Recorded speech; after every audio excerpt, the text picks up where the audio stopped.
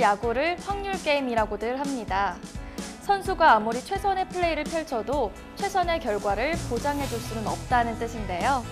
빗맞은 타구가 결정적인 안타가 될 때도 있고요. 또 마치 기다렸다는 듯이 받아친 타구가 아웃 카운트를 늘리는 치명타가 되기도 합니다. 불확실성이 크게 지배하는 스포츠인 만큼 아무도 그 결과를 예측할 수가 없어서 매번 경기를 기대하게 되는 게 아닐까 싶은데요.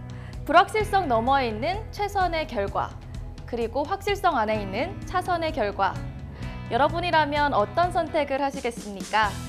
오늘 박종화의 창의력의 탄생 그 두 번째 시간에서 자그마한 힌트를 찾아보셔도 좋을 텐데요. 이번 주도 창의력의 세계로 함께 떠나볼까요?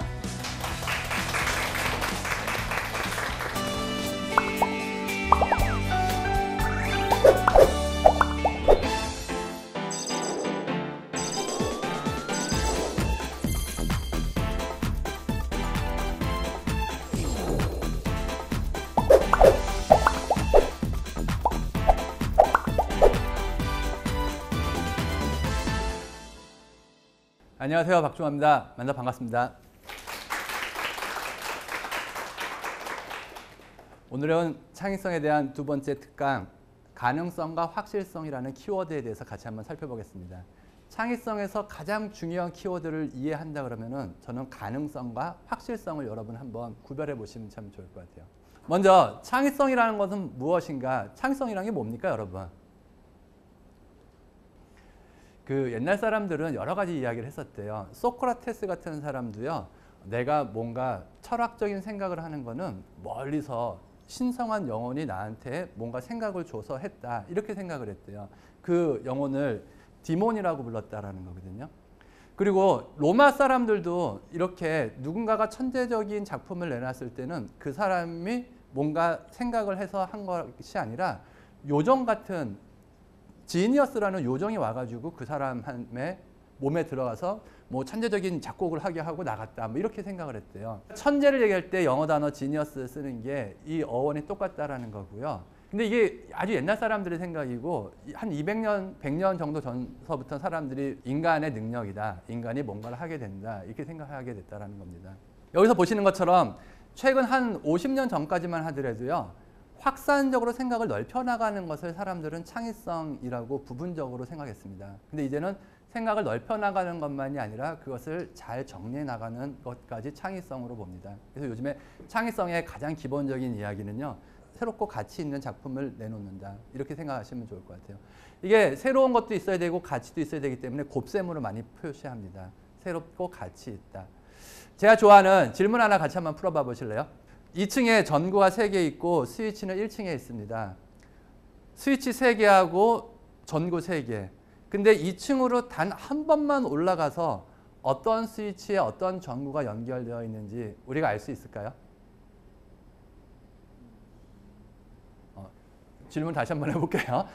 1층에 스위치가 3개 있습니다. 2층에 전구가 3개 있습니다. 어떤 스위치에 어떤 전구가 연결되어 있는지 정보가 없어요. 이걸 내가 파악하기 위해서 2층에 단 한 번만 딱 올라가서 이걸 파악할 수 있을까요? 그냥 생각해보면 안 될 것 같죠? 안 될 것 같은데 이렇게 한번 해보세요. 전구에다가 1, 2, 3이라고 번호를 붙입니다. 그리고 첫 번째 1번 전구를 켭니다. 그리고 한 4, 5분 있다가 끕니다. 2번 전구를 켭니다. 그리고 2층에 올라가 봐요. 만약에 이게 켜져 있어요. 몇 번이죠? 2번이겠죠. 두 개 중에 만져봤더니 따뜻한 게 있어요. 그럼 몇 번이죠? 1번이겠죠. 그리고 나머지 3번. 이렇게 하면은 한 번만 올라가도 되겠죠. 이렇게 생각을 해보시면은요, 계산적인 거하고 뭔가 행동으로 옮겨야 되는 게 좀 믹스가 되는 거죠. 저는 우리한테 필요한 게 단순한 계산적인 것만이 아니라 생각을 무작정 넓히는 것만이 아니라 좀 행동으로 옮기는 것까지 좀 믹스가 되어 있는 것 같습니다. 그런 의미로 제가 지능이론 하나 소개해 드릴게요. 로버트 스탠버그라는 분은 사회에서 성공하고 부자가 되기 위해서는 3가지 지능이 필요하다고 사람들한테 얘기합니다. 분석지능, 창의지능, 실천지능. 분석지능이라는 것은 학교에서 공부하는 것처럼 생각을 하나로 몰아가는 거죠. 분석이라는 게 작게 생각한다는 거잖아요. 그렇죠? 이분이 말씀하신 여기서의 창의지능은 생각을 넓혀나가는 겁니다.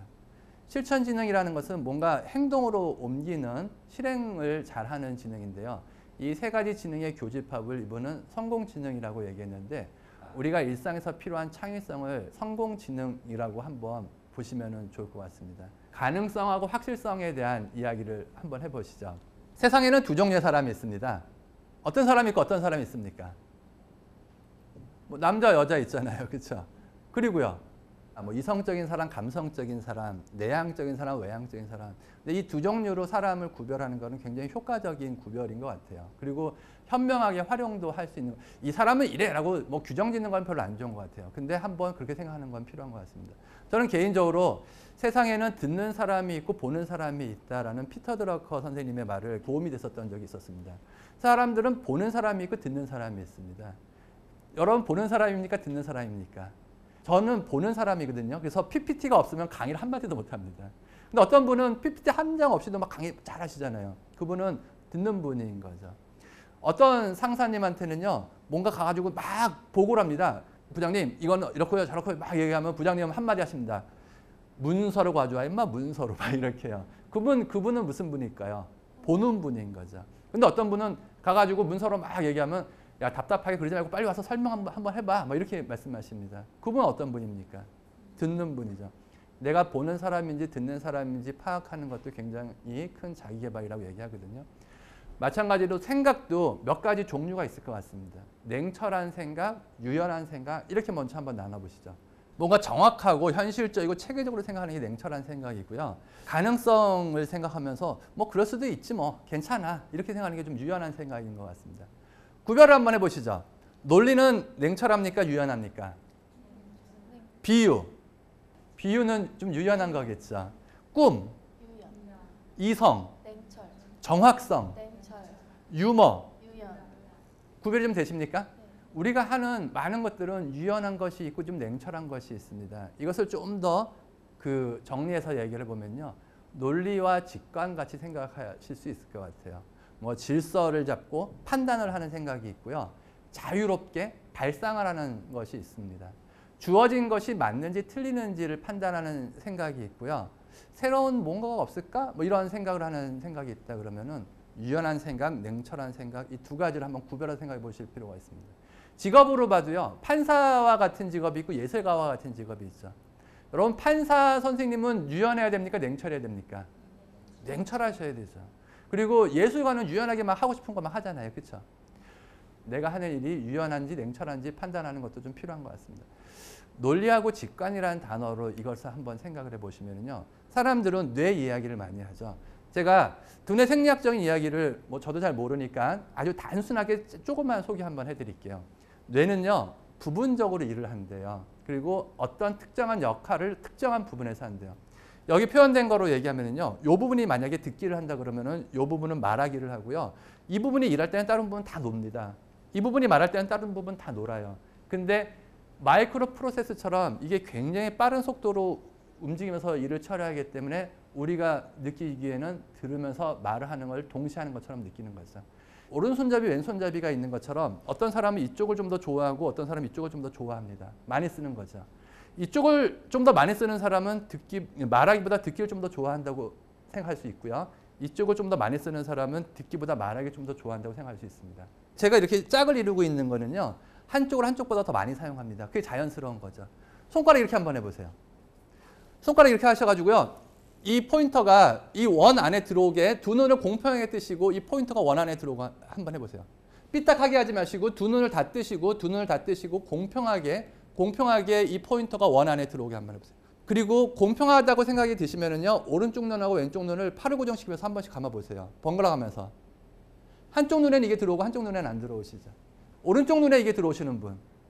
이분들은 오른 눈잡이시고요. 왼쪽 눈에 들어오시는 분. 이분은 왼 눈잡이십니다. 오른손잡이 왼손잡이인 것처럼요. 눈도 오른 눈잡이 왼 눈잡이가 있고요. 짝을 이루고 있는 거는 하나를 하나보다 무조건 많이 사용합니다. 이게 더 자연스러운 거라는 거죠. 근데 사람의 뇌도 마찬가지입니다. 뇌도 둘 중 하나를 더 많이 사용한대요. 1960년대 초에 캘리포니아 공과대학에 있었던 로저 스펠이라는 사람이 살아있는 사람의 뇌를 잘랐습니다. 촥! 그리고 실험을 했더니 오른쪽 뇌는 이런 일을 하더라, 왼쪽 뇌는 이런 일을 하더라 이 사람이 증명을 했습니다. 좌뇌는 순차적으로 계획적으로 이성적인 일을 처리하고 우뇌는 통합적으로 직관적으로 감성적인 일을 처리한다. 부분적인 일을 처리하고 전체적인 일을 처리한다. 뭐 나무를 본다, 숲을 본다. 이렇게 사람들은 많이 좌뇌, 우뇌를 이야기합니다. 여러분은 좀 더 좌뇌를 좋아하십니까? 우뇌를 좀 더 좋아하십니까? 이거 그냥 한번 재미로 한번 해보시죠. 위, 아래 어떤 게 더 여자처럼 보이십니까? 1번, 2번. 이게 사실은 사람의 반 잘라서 붙인 거예요. 우에는 이쪽이 여자고 밑에는 이쪽이 여자입니다. 그러니까 1번을 여자처럼 보시는 분은요. 오른쪽 눈으로 왼쪽을 먼저 보신 분이기 때문에 왼쪽 뇌가 먼저 활성화되는 사람이라고 얘기합니다. 이쪽을 2번을 먼저 여자로 보신 분은 왼쪽 눈으로 오른쪽을 먼저 보신 분이기 때문에 오른쪽 뇌가 먼저 활성화되는 사람이라고 얘기합니다. 믿거나 말거나. 이것도 한번 봐보실래요? 이거랑 똑같은 걸 한번 골라보세요. 1번, 2번, 3번. 어떤 거 하실래요? 1번. 이거랑 똑같은 것을 모양이 같다는 이유로 이걸 고르시는 분일수록 좌뇌형이라고 그러고요. 색깔이 같은 이유로 이걸 고르시는 분일수록 우뇌형이라고 그럽니다. 지금 이거를 막 고르고 싶으신 분이 계시면은요. 여기서는 절대 말씀하지 마시고 빠른 시간 안에 전문가와 상담을 하시면 좋을 것 같습니다. 좌뇌는 논리적이고 분석적이고 뭐 신중하게 계획적으로 일을 처리한다. 우뇌는 감각적이고 직관적이고 뭐 통합적으로 일을 처리한다. 좌뇌형, 우뇌형. 우리는 좌뇌를 써야 될까요? 우뇌를 써야 될까요? 둘 다 잘 써야 되죠. 둘 다. 그러니까 지금 하고 싶은 이야기는 그런 겁니다. 유연하게 생각하시면서도 냉철하게 생각하세요. 두 가지를 잘 섞어서 사용하셔야 합니다. 이런 거죠. 이거를 사람들이 쓰는 용어로 한번 기억해 보시면요. 수직적인 사고, 수평적인 사고라는 단어로 기억하셔도 좋을 것 같습니다. 수직적인 사고라는 것은 수직적으로 생각을 한쪽 방향으로 깊숙하게 가는 거고요. 수평적인 사고라는 것은 생각을 다양한 방향으로 여러 가지로 가는 겁니다. 수직적인 사고가 주로 하는 것은 맞다, 틀리다, 판단하는 것을 주로 합니다. 근데 수평적인 사고는 가능성에 대한 새로운 거, 이런 건 어떨까, 저런 건 어떨까 판단하지 않고 생각을 넓혀가는 거죠. 그래서 논리적이고 직관적인 생각이 이렇게 두 가지 정도 차이가 있는 것 같습니다. 하나 보고 지나가 보시죠. 여러분 문제 하나 풀어봐 보세요. 답 한번 같이 한번 풀어봐 볼게요. 신발은 몇이죠, 그러면? 10. 그렇죠. 사람은요? 계산하고 계시죠? 호루라기는요? 4. 그렇죠. 신발 더하기 사람 더하기 호루라기 몇입니까? 19라고 생각하시는 분도 계신데 사실 밑에 보시면요. 호루라기가 여기는 두 개인데 여기는 하나입니다. 그러니까 여기는 2가 돼야죠. 맞습니까? 이렇게 해서 계산을 하시는 분이 계셨는데 그래도 답이 틀리는 경우가 있습니다. 왜냐하면 여기가 더하기가 아니라 곱하기입니다. 맞습니까? 사실은 여기 사람이요. 여기는 호루라기를 차고 있는데 여기는 호루라기 안 차고 있습니다. 호루라기 하나가 2라 그랬으니까 사람 5에서 2를 빼면 여기는 3이라고 보는 게 맞겠죠. 그래서 10 더하기 3 곱하기 뭐 이런 식으로 계산해야 된다는 거죠. 제가 이거 왜 보여드렸냐면요. 틀리지 않기 위해서 함정파 놓고 틀리지 않기 위해서 막 문제 풀고 막 그랬던 거. 학교에서 공부 잘하는 친구들은 이런 걸 잘하는 거죠. 그렇죠. 다른 문제를 하나 풀어봐 보실게요. 어떤 술집에 한 남자가 들어와가지고 바텐더한테 물 한 잔 달라 그랬습니다. 이 두 사람은 전혀 모르는 사람들이에요. 근데 바텐더가 물을 준비하다가 갑자기 총을 꺼내서 이 사람을 쏠 것처럼 착 노려봤습니다. 잠시 후 좀 전에 그 바텐더 물 달라고 왔던 사람이 바텐더하고 즐겁게 악수를 하면서 아 감사합니다, 고맙습니다 인사하면서 헤어졌습니다. 여러분 이 상황은 무슨 상황일까요? 이야기를 한번 만들어 봐 보시죠. 어떤 상황일 것 같습니까? 제가 실제로 뭔가 창의력 워크숍 하면서 사람들한테 이 질문을 해보면 많이 들어보는 이야기가 이 총이 물총이었다는 거예요. 물총. 앞에 컵이 있어가지고 물총으로 이렇게 물 따라줬다. 또는 물 달라고 한 사람이 손에 담배를 들고 있었는데 이 총이 라이터 총이었다. 그래서 담배불 붙여줬다. 어떤 사람은 이 사람 뒤에 어떤 그 강도가 칼을 들고 들어왔는데 총으로 뒤에 따라 들어온 강도를 내쫓아줬다. 뭐 다양하게 이야기하시더라고요. 여러분 여러 가지 생각 떠오르시죠? 하나의 답이 있는 게 아니라 다양한 답이 있는 것 같습니다. 제가 왜 두 가지 문제를 소개해드렸냐면요. 우리가 생각의 종류가 좀 다른 생각을 했었던 것 같지 않습니까? 틀리지 않는 뭔가 생각을 했었던 거하고 다양한 가능성을 생각했었던 거하고는 좀 다른 생각의 종류였던 것 같습니다. 그렇게 생각해 보시면은 맞다, 틀리다 판단하는 수직적인 사고하고 뭔가 가능성을 생각하는 수평적인 사고하고 두 가지 사고가 우리한테 필요한 것 같습니다. 창의성을 발휘하려면 이 두 가지가 필요하다는 거죠. 제가 세상을 보는데 아주 효과적이라고 생각하는 관점 하나를 소개해 드릴게요. 생각은요. 우리가 시각을 전후 좌우 보죠. 위아래로 보고 좌우로 보는 것처럼 논리적으로 생각하고 직관적으로 생각하는 거랑 부분적으로 생각하고 전체적으로 생각하는 거랑 이 네 가지 정도로 생각해 보시면은 뭔가 효과적인 생각의 틀이 되는 것 같습니다. 활용하실 때는요. 전체적으로 한 번씩 보시면서도 부분적으로 잘 뭔가 관찰하시는 겁니다. 그 관찰을 통해서 특징을 파악을 하시면요. 그 특징 파악된 것을 중심으로 직관적인 아이디어를 한번 발휘해 보세요. 그 직관적인 아이디어를 통해서 생각을 논리적으로 정리하시면은 효과적인 생각들이 만들어지는 것 같습니다. 왜 이렇게 말씀드리냐면은 보이는 것들이 사실은 좀 다르게 있는 경우도 많거든요. 내가 보는 게 진짜가 아닐 가능성이 참 높고요. 이런 사례로 많이 이야기하죠. 여러분, 이 검은 선이 파란 줄, 빨간 줄 어떤 줄하고 연결되어 있을 것 같습니까? 파란 줄. 당연히 파란 줄로 연결되어 있는 것 같죠. 근데 실제로 보시면은요, 빨간 줄로 연결되어 있는 겁니다. 우리 눈이 우리의 생각이 착각을 하고 있는 거죠. 그러니까 우리가 이렇게 쉽게 그냥 겉보기랑 다른 일들이 많기 때문에 나의 생각을 확인하시면서 뭔가 전체적으로 보기도 하고 부분적으로 보기도 하고 관찰을 하시는 게 필요하다는 겁니다. 외부에 있는 게 나한테 들어온 다음에는요. 내가 내부에서 뭔가를 처리해야 되죠. 처리할 때는 직관적으로도 생각을 해보시면서 논리적으로도 생각해 보시면서 이 두 가지 생각을 같이 한번 해보시면 좋겠습니다. 사례로 하나 소개해 드릴게요. 개발도상국 같은 데 가면은 영유아들의 사망률이 높다는 거죠. 여러분 100일 잔치 하셨습니까? 제가 어렸을 때만 하더라도 100일 잔치를 많이 했어요. 아이가 태어나서 100일을 살면은요. 이제 죽지 않고 산다 이런 거였었거든요. 그만큼 100일 전에 죽는 아이들이 참 많았는데 지금 가난한 나라들은 그런 상황이 많다라는 거죠. 그래서 사람들이 그 아이들의 생명을 위해서 인큐베이터 같은 것을 보내주려고 하는데 표준 인큐베이터가 우리나라 돈은 한 4천만 원 정도 합니다. 근데 4천만 원 정도짜리 인큐베이터를 보내줘도요. 1년, 2년 쓰다가 조그만 고장 나면은 고칠 수가 없는 거예요. 그냥 바로 없어지는 거죠. 이게 돈도 비싼데 그것이 유지되지 못하는 상황 때문에 사람들이 보내줄 수 없는 뭐 이러한 상황인데 어떠한 디자이너가 이 문제를 해결하기 위해서 가서 관찰을 했습니다. 아프리카 오지마을 같은 데는요. 뭐 우리가 쓰는 텔레비전, 뭐 전자레인지 뭐 이런 거 거의 없더라는 거예요. 근데 가서 보니까는 꼭 있는 게 뭔가 하니까 자동차는 꼭 있더라는 겁니다. 자동차는. 그래서 실제로 이 자동차를 가지고 인큐베이터를 만들면은 자동차를 수리할 수 있는 사람이면은 이 기계를 수리할 수 있을 정도로만 만들면은 표준 인큐베이터보다 한 95% 정도밖에 성능을 못 발휘해도 훨씬 더 효과적으로 사용할 수 있겠구나. 자동차 부품으로 만든 인큐베이터를 만들었습니다. 그리고 사람들한테 보내줬죠. 고장이 나도 고칠 수 있게요. 이런 게 우리가 생각할 수 있는 좀 더 유연하면서도 냉철한 생각을 잘 활용한 그런 생각인 것 같습니다. 네 가지 사고를 한번 활용하시면서 뭔가 생각을 정리해 보시면 좋겠습니다. 생각을 정리할 때는요. 개념적으로 이렇게 하시면 좋을 것 같아요. 자유롭게 생각을 한번 넓혀 보시고요. 그리고 그것을 조금씩 정리해 가는 겁니다. 뭔가 생각을 하나 딱 하는 것보다요. 관련된 걸 한 30개를 생각하는 겁니다. 그 30개를 8개로 줄여보고요. 그 8개 중에 마음에 드는 거 2개를 고른 다음에 그 둘 중 하나를 고르는 거. 이렇게 생각하시는 게 그냥 하나를 고르시는 것보다 훨씬 더 효과적으로 뭔가를 고르시는 겁니다. 어떤 이슈가 있고 아이디어가 있을 때요. 지금 이 그림처럼 생각을 자유롭게 확장하시고요. 그 다음에는 질서를 잡고 정리하시는 겁니다. 자유롭게 확장하시는 생각이 가능성을 생각하는 겁니다. 생각을 정리하시는 게 확실성을 갖고 정리하시는 거고요. 이 한 장의 슬라이드를 기억하시고 여러분의 생각의 종류를 이렇게 활용하시면 좋을 것 같습니다. 자, 가능성하고 확실성 두 가지로 한번 생각해 보시죠. 여러분 사람들은 일반적으로 가능성을 좋아하는 것 같습니까? 확실성을 좋아하는 것 같습니까?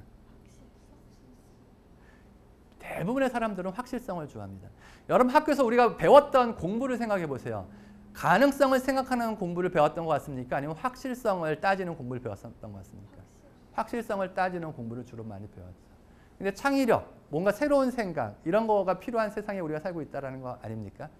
맨 처음에 말씀드렸던 것처럼 아이들의 상상과 같은 창의력만 필요한 게 아니라 실제로 내가 하는 일에 도움이 되는 창의력이 필요한다 그러시면요. 가능성과 확실성 이 두 가지 키워드를 다 가지시면 좋겠습니다. 제가 좋아하는 질문 하나 같이 한번 해보시죠. 이거 한번 봐보세요. 갑자기 1,000만 원처럼 큰 돈이 생겼을 때 그 여자들의 행동 패턴은 주로 이렇게 나타난대요. 1. 1,000만 원을 자신 위해 소비한다. 2. 1,000만 원을 남편을 위해 소비한다. 3. 1,000만 원을 잘 불려서 2,000만 원, 3,000만 원 재테크를 잘한다. 여러분 남자들은 어떤 여자를 좋아한다는 거죠? 남자들은 예쁜 여자를 좋아한대요.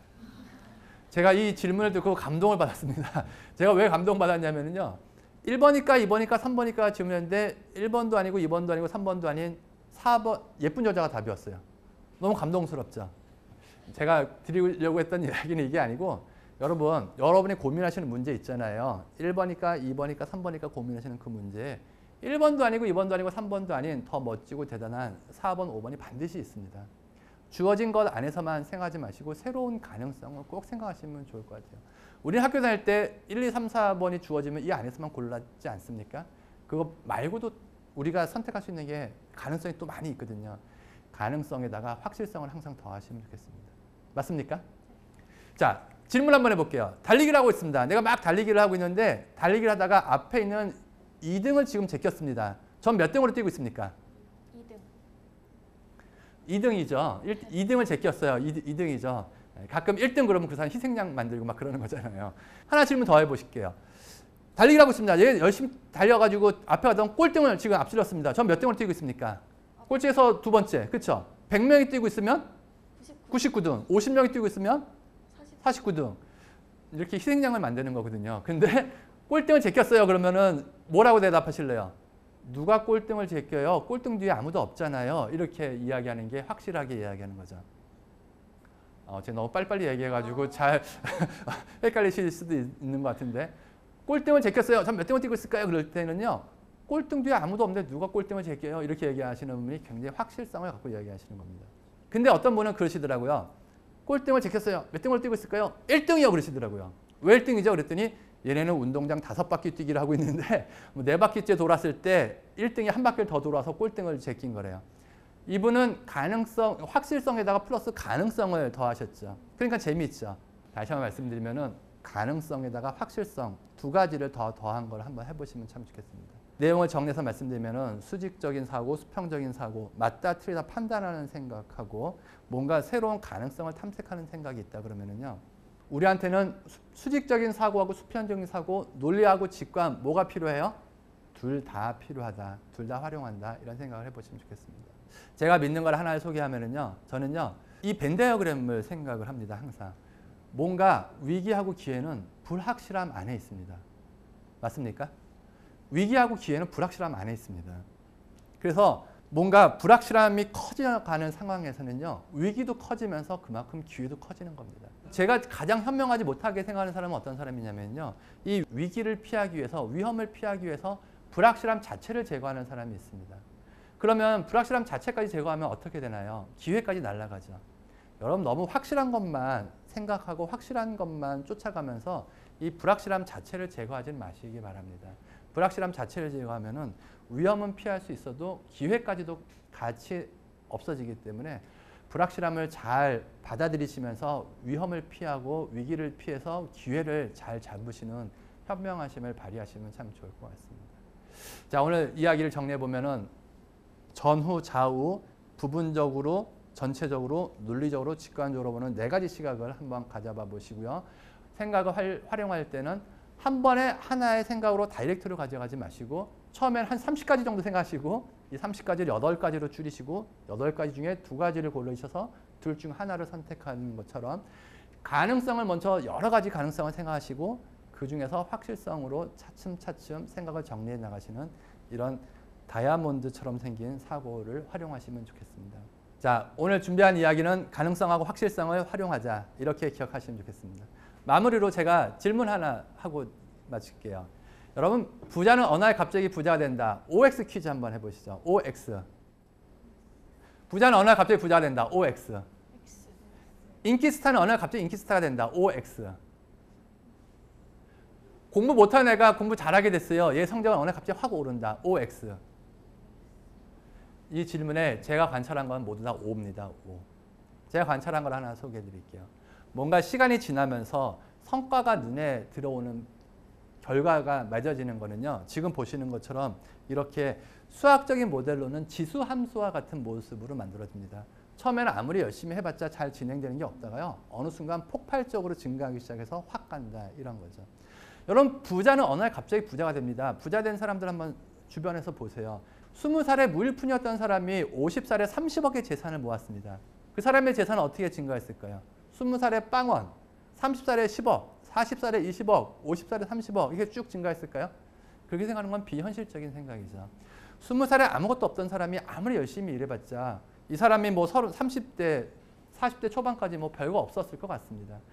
얘는 믿을만해. 얘랑 또 일하고 싶어. 신뢰를 얻고 능력은 키웠겠지만 이 사람의 통장 잔고는 별거 없다가 42, 3살 때쯤에 폭발적으로 증가하기 시작해서 50살에 30억의 재산이 됐다. 이렇게 생각하시는 게 가장 현실적인 생각이십니다.